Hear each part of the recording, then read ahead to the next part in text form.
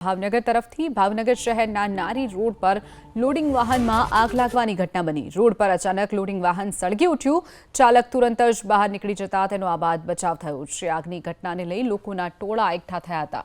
તો ઘટનાની જાણ ફાયર વિભાગને કરવામાં આવી। ફાયરની ટીમ ઘટના સ્થળે પહોંચી પાણીનો મારો ચલાવી તુરંત જ આગ પર કાબુ મેળવી લીધો હતો। તો સદનસીબે ઘટનામાં કોઈ જાનહાનિ નથી થઈ।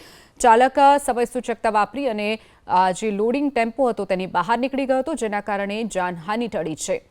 તો બીજી તરફ જે લોડિંગ ટેમ્પો હતો તેમાં જે ભરેલો સામાન હતો તે બળીને રાખ થઈ ગયો છે।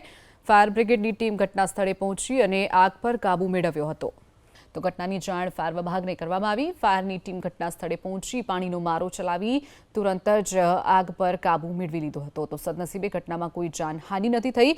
ચાલક સમય સૂચકતા વાપરી અને જે લોડિંગ ટેમ્પો હતો તેની બહાર નીકળી ગયો હતો, જેના કારણે જાનહાનિ ટળી છે।